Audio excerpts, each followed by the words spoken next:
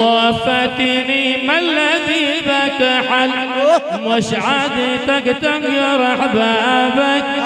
قل لي في طبعك موال الله يصيب الذي صابك يا رب صل على باللوح والقرآن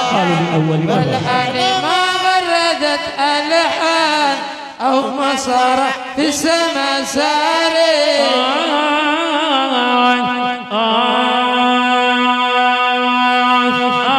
وفتني ما الذي بك حل مش عادتك تقرح بابك أقل لي في طبعك موال الله يصيب الذي صابك يا رب صل على العدنان من جاء باللوح والقرآن والآل ما غردت ألحان أو مسار في السما ساري أعطيتنا لغز ما له حل ما لقيت له حل في كتابك صحيح من ضلت الحل صحيح من ضلت الحل تأتي مصايب من أصحابك يا رب صل على العدنان من جاء باللوح والقرآن والآل ما غردت ألحان أو مسار في السما ساري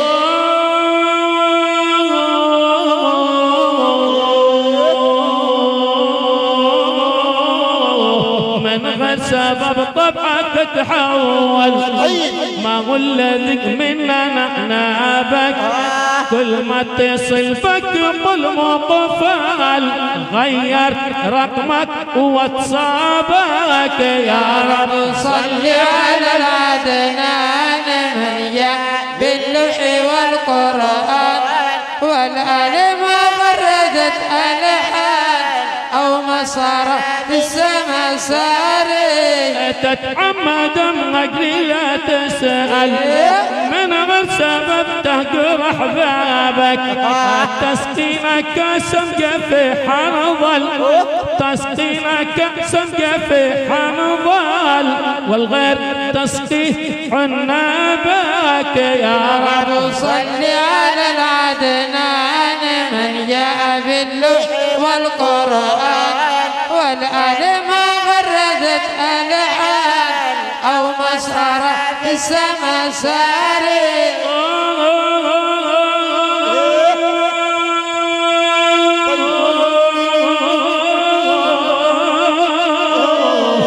تبغذل حبيبك كذا تبغذل كل يوم واقف على بابك لا زول عنا ولا تحول مستني وحضرتك جنابك يا رب صل على العدنان من جاء باللوح والقرآن والآل ما غردت ألحان أو مسار في السما ساري لا أنت آخر ولا أول بس نلي ربي بلا نابك لا أنت آخر ولا أول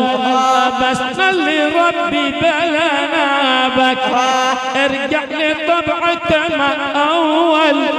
ارجع لطبعك ما أول وقفل على معاذل بابك يا رب صل على العدنان من جاء باللوح والقرآن والآل ما غردت ألحان أو مسار في السما ساري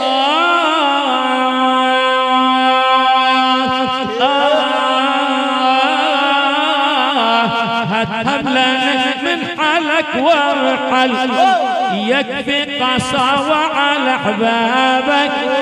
ما يجوز عليك نكذب تبخال وحارمنا من حلو عنابك يا رب صل على العدنان من جاء باللوح والقرآن والآل ما غردت ألحان أو صار في السما ساري هب لنا من حالك ومحل يكفي قساوة على أحبابك ما يجوز عليك نكذب تبخل وحارمنا من حلو عنابك يا رب صل على العدنان من جاء باللوح والقرآن والآل ما غردت ألحان أو ما صار في السماء